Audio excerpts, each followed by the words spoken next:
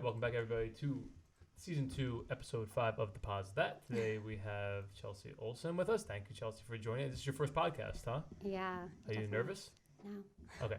So what we want to do is tell everyone who you are and what you do, and then we'll get into the whole backstory. Sure. And the camera's there? Yeah, you're live. All right. So I'm Chelsea Olsen. I do different videos on mindset and motivation. I used to work with Jeff. He contacted me and said, do you want to come on and tell your story? So I said, okay. So mindset, motivation, where'd that come about? Obviously, your whole life you haven't been doing that. What brought you into that phase of life?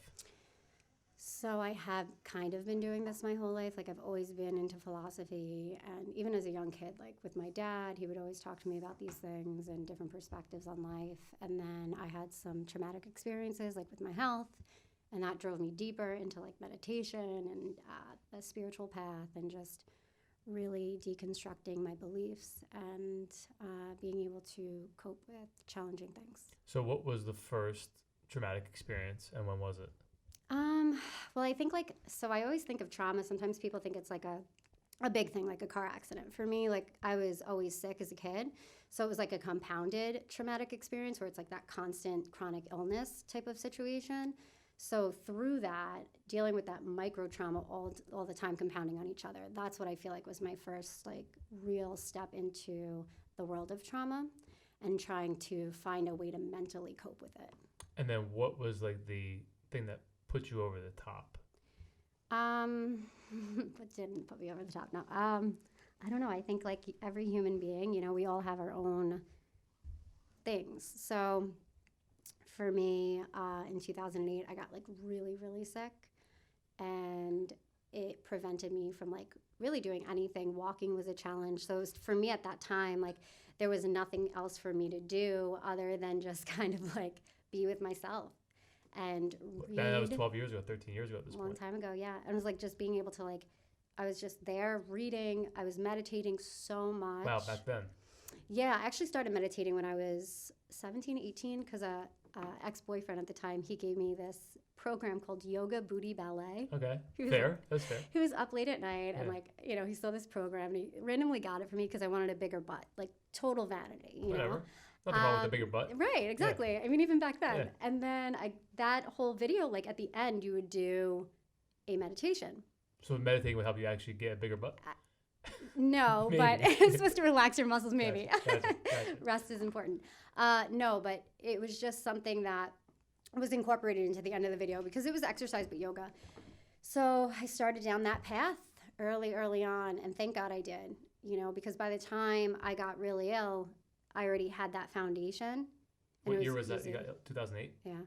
I mean, it was actually before that, but I didn't know. What actually happened in 2008 other than the financial collapse of the world? Yeah, and Chelsea. us graduating, right? Yeah. Didn't we both graduate in 08? I should have graduated.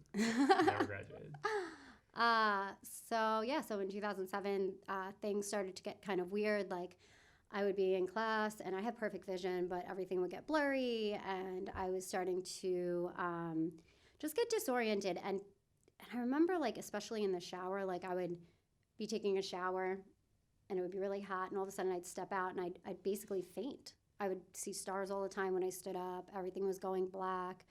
Lots of just vertigo type feelings. And, you know, at first everyone kind of just throws it to anxiety. Or you're nuts, yeah. Yeah, you're psychosomatic, like you're psychotic. And, you know, to be honest, like when you go through those things, you even question your own mental state, right? Because all these things are happening to you. And it does take time for the outside world not to gaslight you into thinking it's something else. So what then happened from 2008 on? Give us that story. So much. Like just to put it together, in 2008, so I was diagnosed with multiple sclerosis based off of MRI findings, which is like there was white matter brain lesions. And then from there, I didn't really believe them. Like, I was just like, you're crazy. Because I always knew I had celiac. So I was like, no, it's celiac disease. Like, it's just my gut, you know, gut health, and really was deep and heavy into holistic healing and functional medicine. So I just denied it for a long time. And then it was just this like roller coaster ride of different symptoms popping up. Me not wanting to take the medications, and, just finding that balance of accepting medicine into my life, I guess, and also me constantly trying to seek what I did have, because again, like in 2008 they were saying MS. It wasn't until 2018 that I had a real definitive answer. So you went 10 years without knowing what actually was going on. 10 years. Well, they kept telling me, what they kept saying to me is, you're not accepting your MS diagnosis. They would try to send me to like people to get help, like even my own family. Like my own family had my back for sure, but there were definitely times they sat me down. They're like, Chelsea, like, enough, you got to take medication. And my own doctor's like, you're gonna be in a wheelchair, like, you're a smart girl. But you have to connect to your intuition on these situations. And like, if you genuinely know in your internal guidance system that somebody's saying is amiss, you have to believe yourself. Do you think at an early age, so I'll give you an example, hypothetical. Yeah.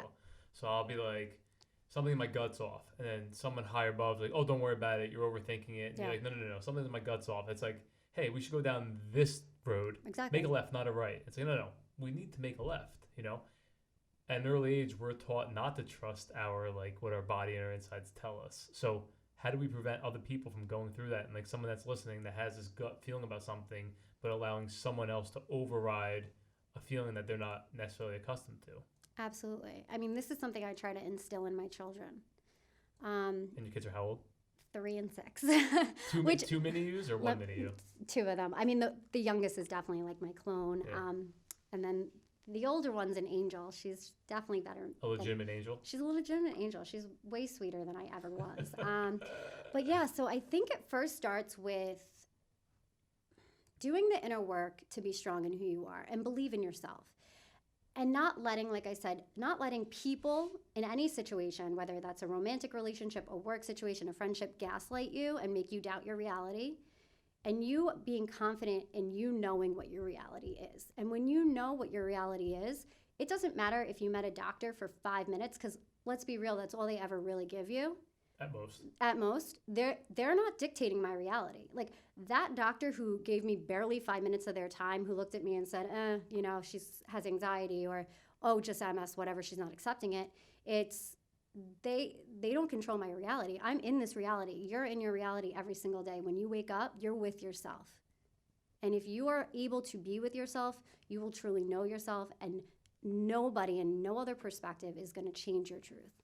So at what point do you adapt or submit to that? Because obviously there's times in life where you gotta deep breath, breathe it out. How do you,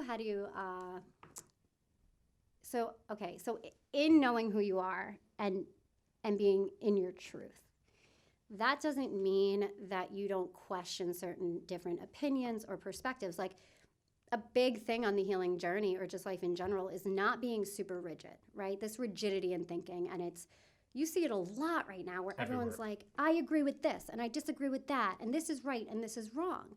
But when you surpass that duality and you could just take a step back and see like both sides, I think that's really important, to be able to just view different perspectives. So then when you are sick and things are going on, you can know your truth, but you can step back and say, okay, this is what's being presented to me, this medication, here's why, and make that decision to maybe try out that other perspective. And it's, again, like when someone's telling you a different opinion, it's just expanding your awareness into something you might not have thought of before.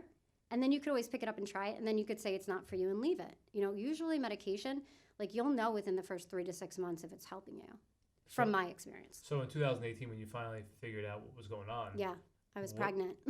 With your first? Second. With your second. Yeah. Was that liberating, or was it kind of scary? Scary in the fact that you just had a decade of unknown. I don't want to curse. You can curse. This is raw. Look, I wore the hat just for you. Look. Okay, good. Look. Okay, raw. Raw. Go ahead. Like an open book. Yeah. So it was a shit show. It was actually 2017. Things got really bad because what ended up happening was, the neurological stuff, but on top of that, I was having coexisting conditions. So a lot of people, what they need to know right now, and if someone's listening and struggling physically, it's something that didn't really occur to me was like, it could be more than one thing, because I was always searching for the one thing that answered all the questions of what was going on. This was multiple things. So by the time I found out in 2017 that I had a mast cell issue, hypereosinophilia, POTS and potentially CIDP. I didn't have that confirmed because I was pregnant. They couldn't confirm that. You're going to have to slow all those down, Yeah. not right now, afterwards. And Okay. Ryan, our amazing graphic designer video editor, is going to put all those words in right here at It's this so clip. fun. All these So. technical terms. But I think awareness is a big thing in this, obviously, Yeah. right? Awareness is huge. And So people that big. are listening need to hear what's actually being said. Yeah, Because yeah. everyone knows someone that's probably going through this that doesn't want to accept it. Right. Or doesn't know. Or doesn't know. I mean, mast cell's such a big thing, and people don't know. 133 million Americans struggle with chronic illness every single year. How many Americans are there? You know, how many Like people, 300. how many people are million. actually Americans nowadays, though? Like 150? I don't even Most know. people are undecided. Who are like not patriots. Yeah. That's a whole nother topic, isn't it? Yeah. Patriot. And then 12 million Americans get misdiagnosed every single year. So you have a whole subset of these people who are struggling chronically. Then you have 12 million people that are misdiagnosed. Is that because they're going to the wrong doctor? No, that's not. It's because there is a fundamental flaw in how our medical system is run. And it's not to be against the doctors, because I actually have grown to literally love some of my doctors. They've helped me tremendously. It's that and I've heard their struggle. They don't have the time. There's this system where it's like they're churning through people, churn and burn. Yeah. And they're trying Like to. loan officers. Literally, they're like financial, like us. Yeah. And Not like you, not like me. No, but they. I'm like the nice guy. Yeah. You're a nice guy. Yeah. It's not their fault. You know, they're overworked too. So there's that whole flaw. But in 2017, to go back to that, when I found all this out, I was pregnant, and I couldn't do anything really, and I was really struggling. Like, for anyone who has multiple symptoms, for me, the skin issues I was having at the time were tremendous. So I was having a lot of anaphylaxis, where my throat would close, my face would swell up, I couldn't breathe, and I was having a lot of severe skin hives and rashes. And that probably made dermatitis. anxiety that much worse. Yeah, like I didn't even have anxiety at that point. I was like literally numb. I was so beat down by this physical experience, and I was at first like very worried about my daughter, because I'm pregnant and I'm going through all these chemical releases and this inflammation. I couldn't gain any weight. I was throwing up like 10 times a day. Those are like features when you're pregnant anyway, right? I mean, Yeah. But this was like all exacerbated. And then when I went to the doctor, he's like low fetal movement. And this is after I just lost a baby. And I'm like, no, like I am like freaking out. And then I finally find out what's wrong, but then there's nothing I can do. And I know I have all these extra eosinophils. So there's a difference between proliferation and activation. Proliferation is when you have too many of something. So I had too many eosinophils, and knowing what that could potentially do to my daughter, and just knowing what my state was physically, like how was I going to grow this human being in this garbage fire of a body, you know? So that was. Did that make you like question who you were as a person, as a mother, all those things? I mean, I can imagine like the spiral downward that could cause. There was a mental spiral. I mean, there was definitely a point where I was like, how the hell am I going to do this? And that there was one day that got really, really bad, and there's a lot of relationship tension. I told you, you know, I'm not with their dad anymore, and at that point we were still living together, but we were going through mediation to try to figure out custody, and it just kind of piled on.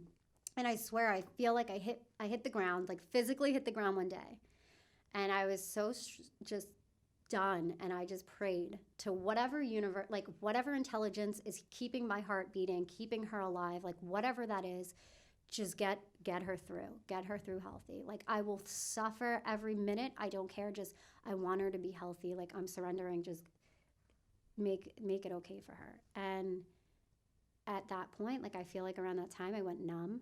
Like not physically, just like emotionally numb. Yeah, you remove yourself from your body. I removed myself, and I made it through. I also had some really great Reiki healers. I have the best friends on the planet. I really do. I have the best family. Like these things just kind of like, I feel like they just pulled me through in ways they'll never understand. Did anybody turn their back on you, or eventually just like not be there the way you expected them to? Because I could imagine going through that. People have their own stuff going on, and people like who you think are your friends turn out not to be sometimes. Yeah. So it's funny. So I got really sick when I was young. So I was 21, and this is in the party phase, right? I don't know what it is, but my girlfriends stuck by me. I mean, they would stay in with me. I mean, like my best friend Amanda, my best friend Erica. I mean, they were there for me and showed up in ways that amaze me.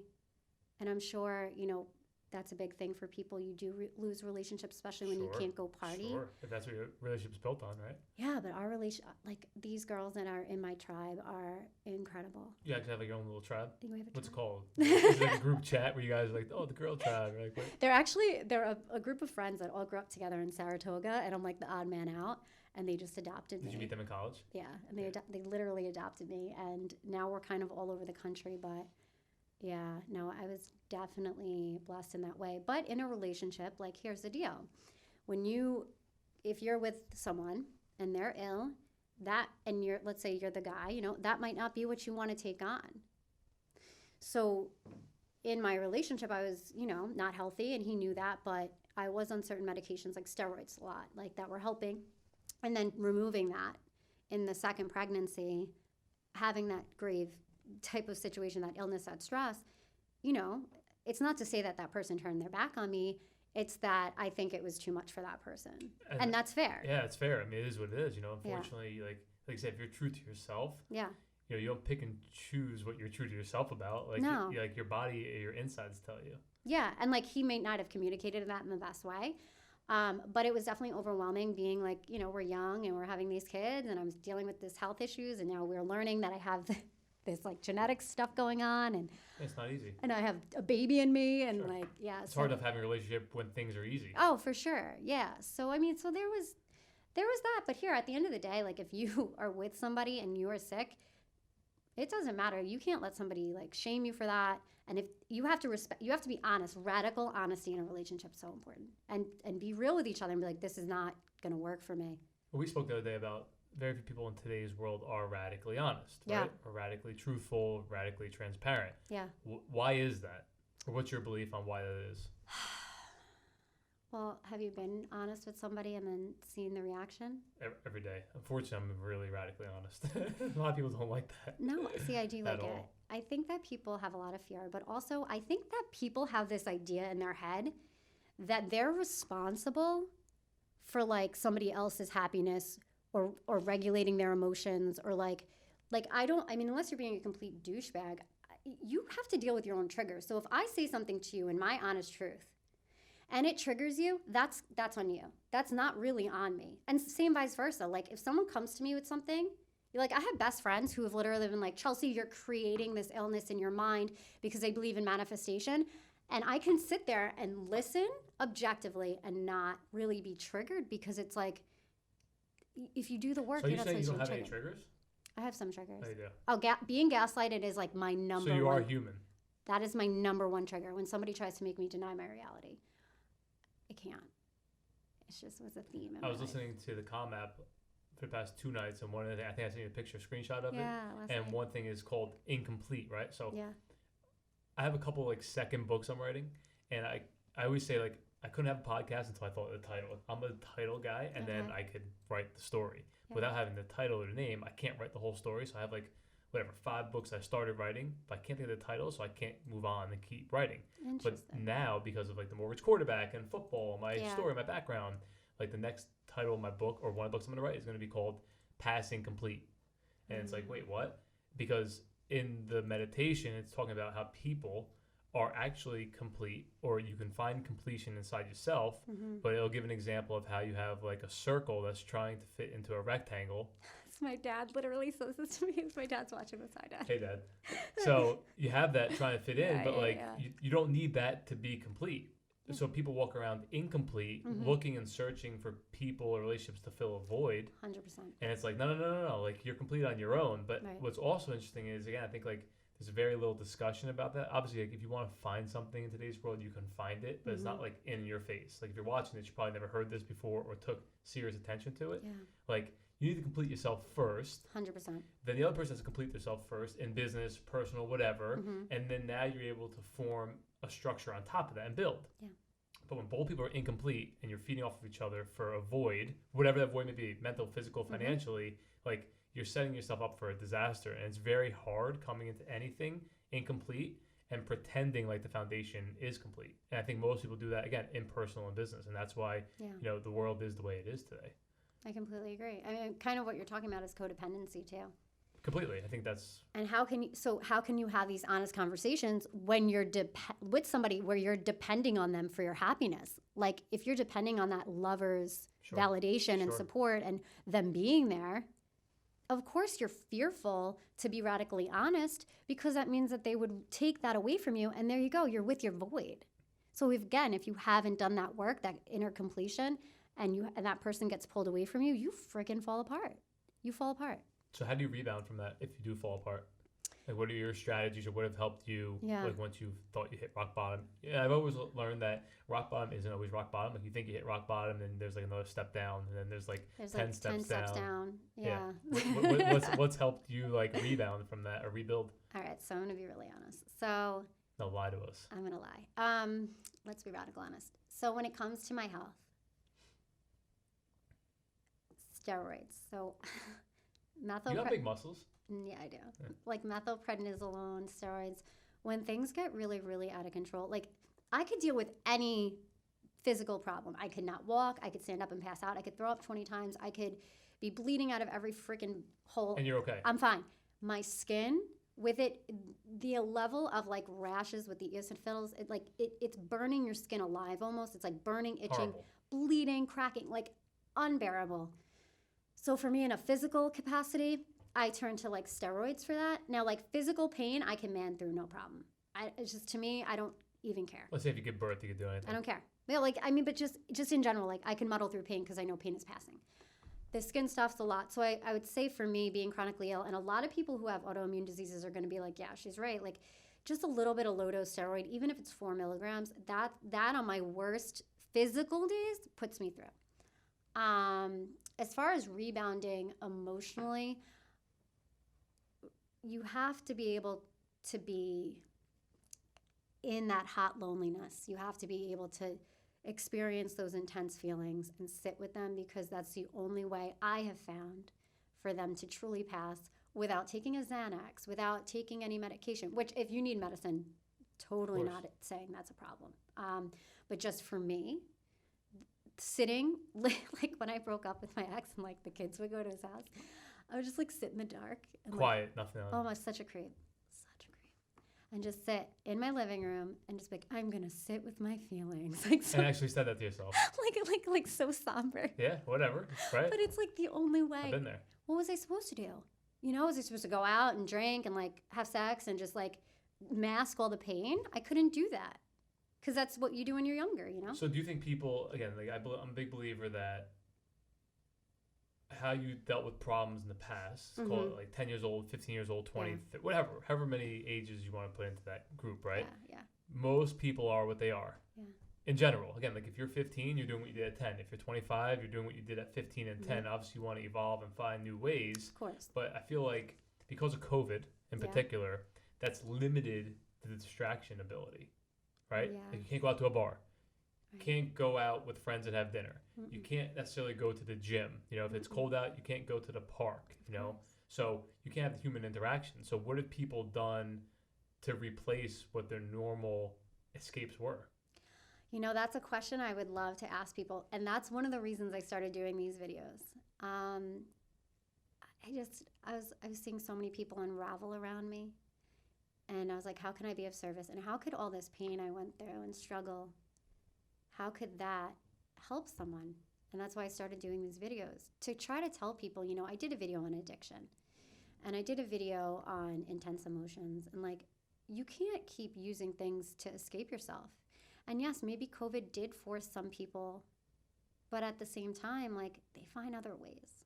They find other ways to escape their shit. If you're not ready to look at what your stuff is, I feel like you'll find anything to escape it. So what are some healthy ways to escape? Healthy ways to escape. That's, you know, so this is funny. I'm Is ready. escaping healthy? You tell me. I don't know. You're the expert. I brought you on the No, interview. here's the thing. Like, you can ask me, you want to be the interviewer? Okay. I'm questions. I'm again, like, not attaching too hard to one perspective. So I would say that there are healthy ways to do stress reduction, to bring joy into your life, to lift your mood. Is it temporary though? I think it's cumulative. So the more of that little stuff you add, you'll have that cumulative effect. Same with trauma. But I think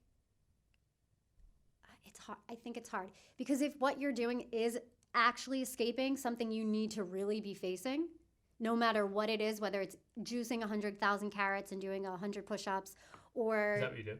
that's definitely not what I can't even eat carrots. I'm allergic to carrots. Fair. I wish I could. Yeah. The things I wish.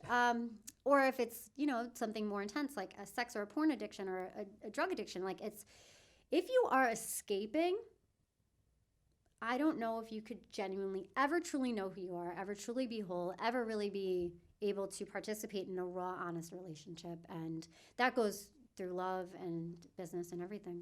So I would say, in my opinion, 95, I'm going to throw this out there. I have Yeah. no statistics to back this up. I didn't read this anywhere. I would say, from my experience on Earth, including myself, 95% of people struggle with exactly what you said, right? Whether it's the gym, which is a healthy habit, but you can still be addicted. Yeah. All the things that come with it, alcoholism, you name it, right? Sex, porn, whatever, right? If no one really knows who they are, then do you really ever have a real genuine relationship? Because no one really truly knows. Everybody does. Like I can tell you, like my best friend Jason, I know more about him than anyone else, and he knows more about me than anybody else. And that's a fact. Like anybody we ever dated, he has a wife. She probably knows some things that I don't know, but I know things that she doesn't, and vice versa, right? 'Cause that's just that relationship. But how do you truly form a relationship with somebody when you really don't know what you're dealing with? So what I would think in that situation, which I think a lot of people are, is that they're forming a relationship with the projection and the illusion of who somebody is trying to be. Correct. So then you have these two illusionary humans trying to fabricate this deep relationship. And then we sit here and wonder why, like, what is it? 60, I don't know the statistics, 60, 55% of the marriages fail and are divorced. It's And like, think about it, if you gave everybody unlimited money, that number would probably be 95%. I like 95% today for whatever reason. 95 keeps coming to my mind. But think about that. If people weren't codependent, didn't have kids, and didn't have money, the number would be much higher. Or like fear of what the outside thinks, or I don't want to lose this friend, or what's my mother going to say, or, whatever the case might be. Yeah, because they wait for something so tragic, to happen, because the fear of the unknown at that point then and getting out of the relationship, it's easier. It's better to go into the unknown than it is to stay in the familiar because something bad happened. But I see people unraveling all around me in their relationships, and there's not this like one thing. It's not like this one person's cheating or this. It's just this multiple things. Oh, yeah. So in that same so anyone that doesn't have a Calm app, I got suckered into downloading it 2 Christmases ago. I've always meditated since 2018. Since my son was born, I broke my ankle. Because that was my escape. But that was like my healthy escape. Like it helped me become who I am. I meditate probably at least once a day, if not 5 times a day, depending on the day. Wow, that's a lot. Try and squeeze it in when I can. Yeah. Mostly at night and in the morning, depending on what's going on otherwise. But in the Calm app, it said something along the lines of like unconditional love, right? And what we as a society know as unconditional love, and love isn't truly what it is, right? Like unconditional love is, let's say we're in a relationship and I'm like, hey, I want to run outside on the street butt naked right now. Yeah. And you're like, okay, honey, go have fun. Go run around the block naked. Yeah. Like, do what you got to do. Come in because you're happy I'm doing what I said I want to do. Yes. But in today's world, it's like, no, don't go do that. It's selfish. So it's not unconditional. You don't unconditionally love somebody if you're preventing them from doing anything that they want to do. Or like, hey, I want to go to Florida for 2 days. No, don't do that because I want to come with you. But if I wanted you to come with me, I would have said, hey, come to Florida with me for 2 days. So I think it's interesting putting that into perspective. Yeah, I think especially our generation, like we're exploring these things more than ever. I agree. I think because we have to figure out a new norm. We do. We need to figure out why things aren't working. Yeah, if you wanted to go do something and the person doesn't, even though that makes you happy, it's probably like out of a sense of neediness and that dependency. Bingo, neediness. They said neediness. But at what point? So I don't love men unconditionally. Hell no. Not even your father? Unconditionally? What are or let's say this. Oh wait, what are the conditions of which you love your father? Listen, I love my dad more than anyone. Besides, my mom, my kids, whatever. My dad is my favorite. Dad, you're number 4 at best. No, he's like number 1. I mean, with him, maybe. I don't judge my dad. Can he do any wrong in your eyes? Yes, but it would have to be something crazy. Like my dad, and I have pretty real, honest, radically honest relationship. I would say as much as we can. Which is unusual because usually girls are closer there with the mother. Yeah. I mean, my mom and I are close too, but my dad and I have we have the same mindset. And like, he can come to me and be like, whatever it is and say it to me. And I don't get offended. Like, you ever read the 4 Agreements? It's this like book. There's these 4 agreements. You know, we're not going to get into it, but one of them is not taking things personally. So he can always come to me. I'm not going to take things personally. Tell me what's up. Give me advice. And I honestly, will listen. But yeah, I guess with my dad, not as, much. But a guy I date, hell yeah, there's conditions. There's a shit ton of conditions. My kids, they're unconditional. That's it. They're the only ones who get that title of unconditional love. A man, there are conditions. Like, you can't treat me a certain way. Like, there are boundaries. And if you don't fall in line and you treat me a certain way, I don't love you anymore. You're out. So now let's get to the deeper question. Is that ever really in love then? Or do you not believe that there is true love to that sense? Like, there's love, obviously. Like, oh, I love this pen. I love the way this pen writes. Yeah. Versus, like, I love this person. But if you love them conditionally, do you really love them? It's like getting a mortgage commitment with 50 conditions. Like, yeah, you got a commitment, but you have to meet 50 hurdles in order to get this. So my hurdles are pretty easy. I don't create a lot of holes in the ship. All right. Okay. I think number 1 is to not be abusive verbally or physically. Right. I mean, these are my conditions. And yeah, you're right. Like, I don't care. Like, if I was married to someone for 30 years, cheating's one thing. That's more of a symptom to me of something like. It's a void. I think it's a void. Or an addiction. But also like needing excitement. There's a lot. But like there's clear lines in the sand here. Like, if you are going to continuously gaslight and lie or sick shame or just shame in general, manipulate, be abusive, you're out. That's it. Like, there's no like. That was a big New York accent you had there. That's just conditions. Like, and anyone who says different, like, I mean, I love myself more. And I also love my daughters, and I want to show them. Like, right.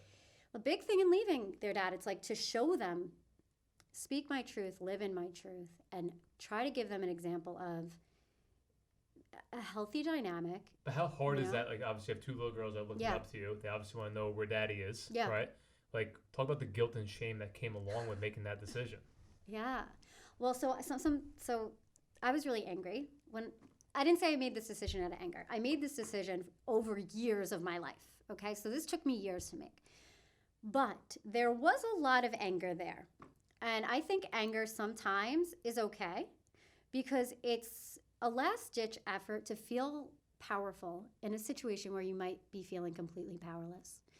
So with that, anger was actually at the time my motivating factor that kept me going, kept me working, kept me saving, and then gave me the strength really to get out and get my own place with 2 little kids. My daughter was like 10 months old at the time. But was there guilt? Oh my God. Still? Yes. So much. I don't know, I don't think that ever goes away. I don't think it goes away. Like, I don't even think it's a 2-home thing because he's an amazing dad. Like, he's with them all the time. The kids are back and forth a lot. It's not a strict schedule. It's not like that. I always say I'm a co-parenting mom, not a single mom so much because it's like this, like, stuff. But it's chill too. It's like they're with their dad, they're with their mom. It's not that like every other weekend crap and that's it. Yeah. They need their dad 50-50 just as much as they need me. I truly believe that. Great man for them. Great dad. But do I feel guilty? I mean, shit, I feel guilty about being a full-time working mother. Like, do you? Just, oh my God, like even just going back into the working. So I took off for 2.5 years with my first daughter and I didn't really work. I mean, I had my own company, but I wasn't full-time. So when I went back to work, oh God, I was such a martyr. It was like, get down from the cross. We need the wood. Really? Like, yeah, no, martyr. Like, it's just crying. I couldn't leave her. She would run and hold on to me. And I was like, oh my God. And my nanny was amazing, this girl, Carrie, because she was very soft and loving. And she supported us through that transition. Another amazing woman. Sure. I'm just blessed with all these girls. I don't know. But she supported us and our family through that, and me going back to work. But then I left Sophie, my daughter, at I think 2 months. Tough. To go back to work because I needed to make money. It was hustle time. Sure. So yeah, there's tons of guilt. I mean, that's never going to go away. I wish I could have raised my kids, and that's just my perspective, So how do you pull yourself up when you fall down? Like, what are your own tricks that you use? For me, number 1 thing I do is when I am down, I let myself rest. Rest. I swear to you, it is profound, and it sounds stupid, but I do get sick sometimes around my period. If you're a girl, you'll know what I'm talking about, especially if you have autoimmune diseases. Hormones trigger certain things. And I used to be very hard on myself. Like, if I was sick, like, no, you have to go to the gym. No, you have to get all this work done. Now I trust in myself, and it goes back to that. I know that if I'm feeling down and I'm having a horrible day mentally, physically, whatever, I know if I rest and I give myself some time, it's usually a day or two, that I will just bounce back and be fine. Like, it's trusting in yourself and looking at your past data. Like, if you look at your past data and you're like, all right, I've gone through this, and that. I've always had money. I've always had a roof over my head. I've always had food. I've always been vertical. I've always made it through. If I future trip into some weird scenario, why would it be any different though? Why is today any different? Like, if I need a break, take a break. But I trust that no matter what, I got this. Interesting. So as far as mindset goes, people that are listening that are not in the right mindset right now, Yeah. what's your first protocol? Is it like accepting that your mindset needs to change, or is it more of like, hey, go meditate, or hey, speak to you? Like, what would you advise somebody? Yeah, it's so Obviously, funny. speak to you. But go ahead. Yeah, no, yeah, I don't even know. Do people want to speak to me? So TBD. We'll find out. TBD determined. Yeah. So meditation's interesting because with meditation, if you meditate 5, 20, 10 minutes a day, whatever it is, but then you live the other 23 hours in complete chaos, that meditation probably isn't helping a lot. So I think doing things throughout the day, like practicing the art of concentration, is so big. When you're doing a task, sitting and focusing on that task, whether it be making your bed, doing the dishes, being with your children and just being with them, practicing concentration. And the reason I say that is because if you learn concentration, you can then start to control your awareness more in your mind. And when it drifts into a really dark place, you can kind of pull your awareness and concentrate on something else. But if you are having a really hard time, there's no shame in therapy. I think therapy is definitely an important step, especially right now because they're just in this uncertain time and it's chaotic for them and they're feeling really heavy emotions that they need to learn how to cope with and sit with. But I do fear saying just go sit alone because there's other things like suicide and there's, and this is real. Like, yeah. I work with nonprofits that are telling me that their suicide rate is up and they're stressed out. It's like, I don't want to just say like, oh, just go sit with your shit. No, like, go to a therapist, get evaluated, then come and sit with My your only shit. problem with therapists was, I've spoken to, I don't know, 10 maybe in my life. Like, most were like one and dones. And then my problem is, like, I'll be speaking to a therapist, and I feel like it's a deposit that episode. And, like, I wound up hearing their shit. Like, I had one lady, I swear to God, right? I swear to God, I was sitting with my son's mother, and this girl's like, yeah, I don't sleep with this lady who's a therapist. She's like, I don't sleep with I don't sleep with my husband anymore. He's an alcoholic. I'm like, wait, hold on a second. Who are we talking? We're paying you, and you're sitting here talking about like what your problems are, So I think there's a fine line. I think you have to find, like anything, you have to find the right person for you. Yeah. But are there any like do-it-yourself methods that you recommend to people? Yeah, and the therapy thing, I just say it to because God forbid somebody's really struggling right now. I think it's important. Just get a professional medical opinion if you think you need it. You know what I mean? Let's be safe there. And then for yourself, life is supposed to be full of joy. And we forget that. Like, why are we forgetting this? Pressure, outside pressure? I don't even know what it is. But like when you're a kid, you just look at your kids, man. My son wakes up every day, happy first thing. Daddy, play with my toys. So excited. No matter what happened. Isn't he excited for life? Every day, every second. My kids too. Maya, not so much right now. Sophie, she wakes up and it's like, it's just the sky is bright and we're ready to wake up. But they try things. This is the thing. Kids try things. Like you'll see as your son gets older, he'll try maybe baseball, maybe football. You liked football. Hockey. Like he'll just start sampling life. Like maybe he'll like chess. Maybe he'll like puzzles. Like they try things. You think adults stop trying things? I think we stop sampling life.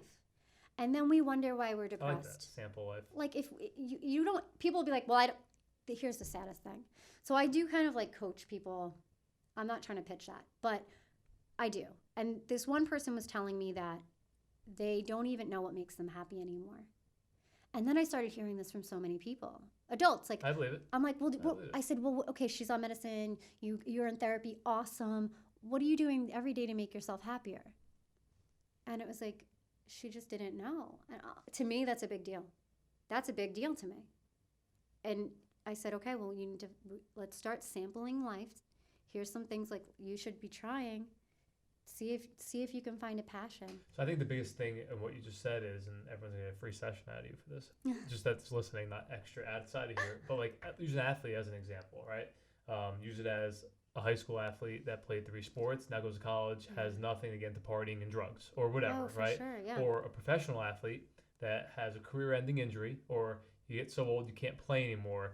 Now they have this structure, this routine, this void that now they have to replace everything that they knew and lived for, the legacy, the brand, the image, the godlike figure. Now they're just an average Joe again. So like, what would be your advice to an athlete or a dancer or a professional, trust me, or a professional mother, if you will, now that went from a professional corporate world that now is only a mother and that now maybe doesn't have their own earning capabilities, or they're at home with the kids, they don't have like a financial purpose or like a bigger vision. What would your advice be to them to replace what they once knew and had?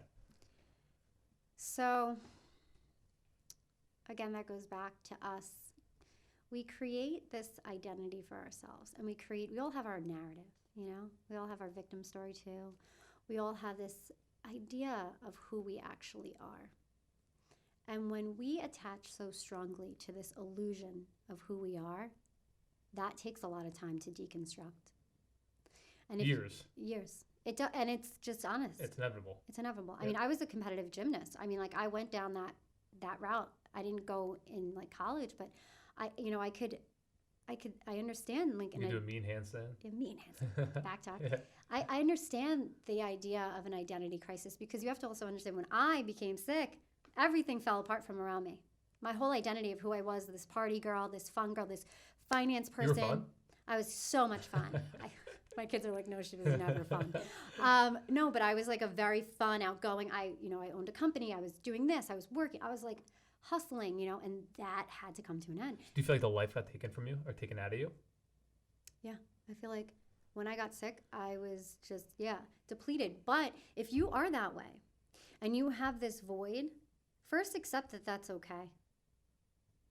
Instead of trying to reach for something to fix that void, or like reach for something to fill it, maybe just sit with it and accept that it's there. So are you not a fan of rebounds? Like, you break up with somebody, like you with someone, and they call it a rebound. So what's your opinion on rebounds? Oh my God. So I was like the rebound queen. This I is think so hard. I'm is, going to look like yeah. the biggest slut on this ever. Right. Rebound queen. That should be your Instagram name. The rebound queen. Sorry, Dad. For any guys that just broke up with somebody, you got the rebound queen right here. Here. No, but when I was younger, that's like, I think it was more like, I always say it's like we're monkeys and we're just like swinging from vine to vine, like this one's broken, whee, next vine, you know? And it's like, and again, like, and then we like get in these shit relationships, and then we're like, oh, this didn't work. Let me like wallpaper over this one with a new relationship, and that one didn't work. And it's just all this layer of nonsense that ends up happening. So rebounds are fun, not taking anything away from that.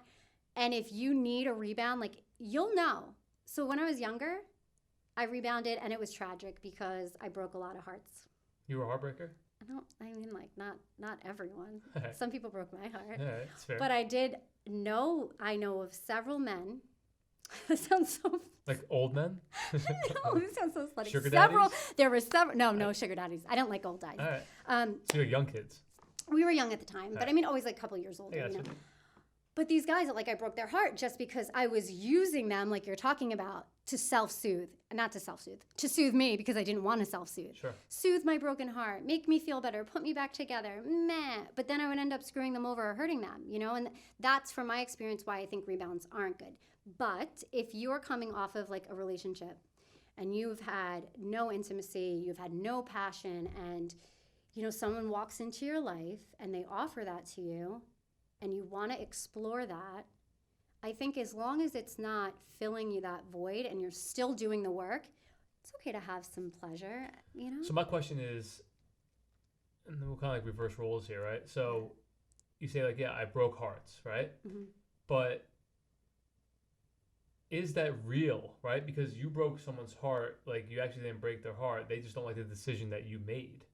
You know where I'm coming from? For sure. So I think we have to be careful in this because I do agree that we are all in control of our own inner worlds. We regulate our emotions. We regulate our triggers. No one could actually make us say, do, or feel anything. And that's a big topic for me is like, don't come to me with your nonsense and tell me that it's like, you know, like you made me do this, right? You're in control of your actions. But at the same time, at what level of a douchebag can we be to where there's no ownership? Because we are co-creating here, you know? And if there's terms so if you're in a relationship and we have together agreed on those terms and conditions, and then I break those terms and conditions. Yeah, but I think a lot of people have unspoken terms and conditions, or call it unrealistic expectations or false expectations in general, right? Like, but that's sometimes your fault. Like if you put that so on how them. do you prevent that? That's my question. How do people prevent that in relationships? Because I think a lot of relationships fail for numerous reasons, obviously, but specifically communication. Yeah. And just being on different pages. Yeah. I think, and that's reality. But and this is the other thing that's so hard. It's like, how do I say this? Is failing bad? Like I look at me and my ex and I'm like, I still love him. He's still the father of my kids. You always will. I will always love him. We co-parent, honestly, on most days really well. Like we just went to a bowling party together with the kids and people were like, oh my God, you guys are so good together. So nice. Did we fail? Yes. In the sense of being romantic, we failed. But did we really fail? I would say no, we have to redefine failing. I think we'd be failing more if we were in the same house fighting every freaking day and if we were putting these pressures on each other and we couldn't meet each other's expectations. To me, that's failing more. So I guess being clear and honest with your terms and conditions and allowing things to fail. I don't know how I feel about marriage. I don't know how I feel about any of it. I obviously believe in the family unit. And if you could be with the person that you have children with, I think that's wonderful and you fight for it. I fought for it. But if it doesn't work, I think we need to be accepting of that and let go of that with grace instead of with anger. So I look at, recently I've been obviously like looking at people, like I look at The Rock, you know The Rock. So hot. Okay. Shout out to The Rock. Damon John and Tony Robbins. Like those are three people that I say I respect and I watch from afar. I've met Damon John, I've met Tony Robbins. Yeah. I have yet to meet The Rock. Okay. One day maybe we could both meet one day we'll get the people's elbow, people's eyebrow. But as far as like Damon John and Tony Robbins go, like they tell their stories. And Damon John came out flat and said it. He was like, you know, my first marriage, my first child, right? I was never home. I was building my empire. No one was gonna stop me from going where I was. Yeah. And from what I know about Tony Robbins, essentially kind of like the same thing. He actually married somebody and he brought their kids and that didn't work out, right? I remember that. And then you have The Rock, who went through, from what I know, a bad marriage, breakup, whatever, and now he has a new wife and kids, right? Yeah. So you got to look at people that have failed and rebuilt. Like that's something I admire most with people in general, people in business in particular, obviously. Yeah. Like, look, you could have taken that, fallen on the street, became an addict, killed yourself, became an alcoholic. Yeah. You didn't have to be The Rock. You didn't have to be the Shark. And you didn't have to become Tony Robbins, right? Yeah. But I think the discussion needs to be had, especially in the time that we're in today, of their specific stories of what they did to like succeed at round 2, if you will, right? In a relationship? Correct. So from like, all right, here's my first go around. Yeah. And then the darkness in the middle. Like I think that needs to be shared more because more people are in that darkness, I feel like, and they can't get out of that darkness or they're afraid to because they have nothing to chase or follow. Like there's no strategic guide that says do these things for 2 years straight and then you'll get into like, you know, your next Maybe position. I should write that book. That's what I've been doing for 2, 3, 4 years. No, but that's real. I mean, it's serious. Like where do you go? You know, and again, you have to obviously figure out like who you go for. So I use those 3 as an example because everyone knows who those 3 people are. You know, I think it'd be interesting hearing their perspective of like everything to like come back stronger. 100%. But I think a lot of it was these people, the people I've seen do this work that you're talking about successfully in my own life, they got out of really toxic relationships and then they found who they were and they were, it's so cliche, but like happy by themselves and whole by themselves and learned how to bring joy and pleasure into their life without a partner. And when they hit that, when their bucket was full and overflowing, I feel like then the universe just brought someone to them at that same frequency, traveling at that same vibrational level with the same type of bucket that was overflowing as well. And then this magic happens. Like maybe it is something miracle. Maybe it is like a serendipitous thing. Do you think in a relationship, some person has to sacrifice more than the other for it to succeed? If that is the case, then I seriously think you need to question if that's where you should be. Interesting. Expand on that. Go deep there. Okay, so I think it depends what you're sacrificing, but I think you should be able to be authentically who you are. And even if it's something like, there's guys out there who are into some like weirder sexual things. Like, but you shouldn't sacrifice. If you're not a vanilla person, Right. you shouldn't be sacrificing and trying to like down yourself. Do you watch the show Billions? Mm-mm. Oh my God, it's my favorite. Did Is you it ever good? watch Billions? No. You need to watch Billions. Really? So, again, it's an interesting story and dynamic, and I love the show. It's about like this big hedge fund guy. I think he lives in Long Island. Bobby Axelrod. It's awesome. He runs Axe Capital. It's just a great show. Yeah. Like it's one of my go-to shows that I'm like, this is fucking cool. Yeah. And there's a big, powerful like DA, I think the district attorney, whatever, high up in the political ranks, and then Bobby Axelrod, who runs Axe Capital, and then his assistant Wendy. She's like the shrink. Okay. But she runs his company. Yeah. And it's like this guy, her husband, trying to take down Bobby Axelrod for like insider trading, fraud, you name it. So, but like this wife's in the middle, but like at work, she's a beast, she's a killer. Mm-hmm. And at home, she's married to this guy because she probably thought, oh, this guy's gonna make it in life, you know, like this guy's gonna be successful, has political ties. But at the end of the day, like she goes and watches him get like dominated by like dominatrix, like for example. So like he goes like these underground New York City places that are probably right around the corner. Real. Like they whip him, they tie him up, like these little Asian girls like do whatever to him. Mm-hmm. But like that's real, right? But they have a terrible marriage. Everyone knows they have a terrible marriage. She finally leaves him in the end. But like it's interesting watching that dynamic of like who she is at work versus who she is at home. So what's your opinion on women or men in general that kind of live two lives? And like the people that I know that have cheated have met that person they cheated with at work. So explain that. Like, does that mean like you're not being honest with yourself either at home or you're not being honest with yourself at work? And I'm assuming most people are being fake at work and real at fake. I'm assuming most people are being fake at home and real at work.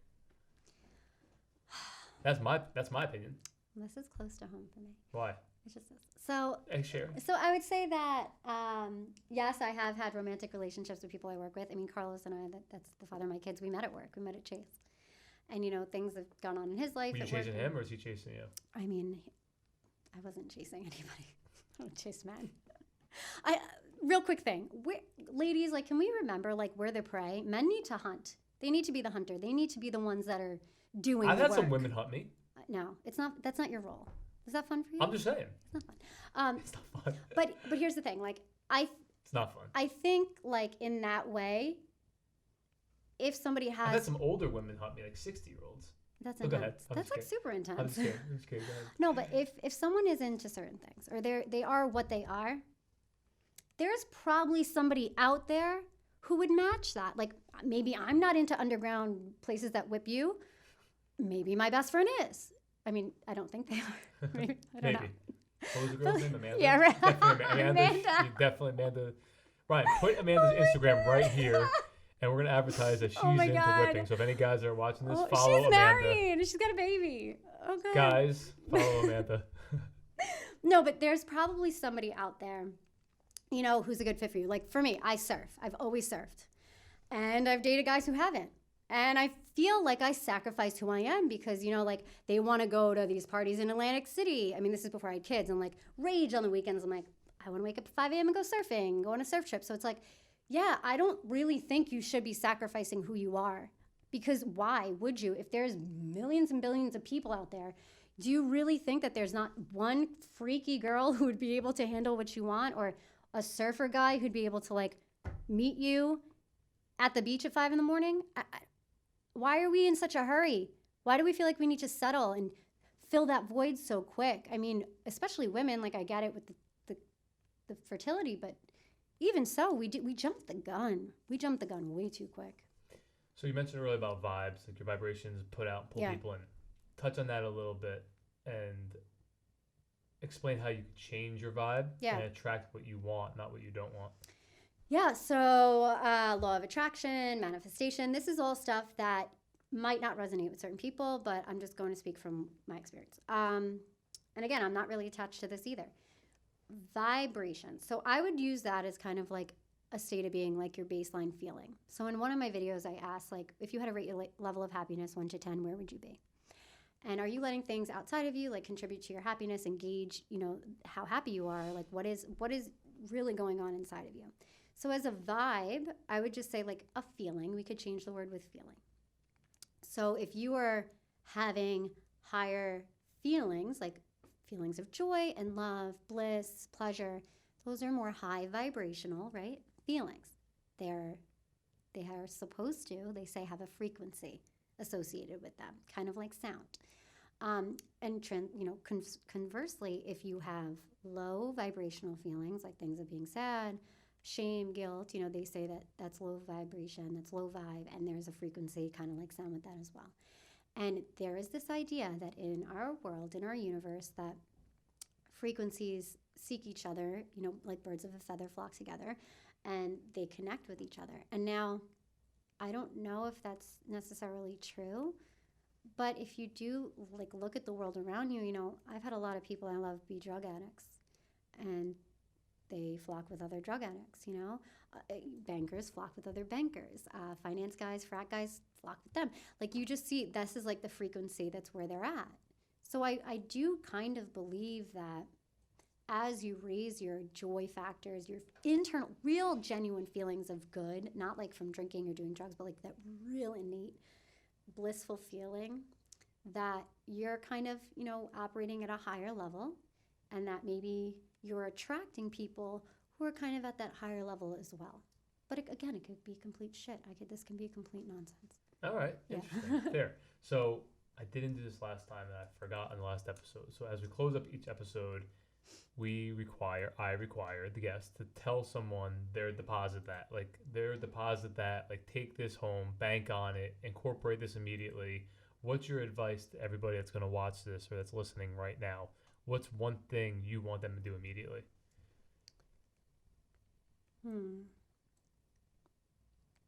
One thing I would say, number one, rest.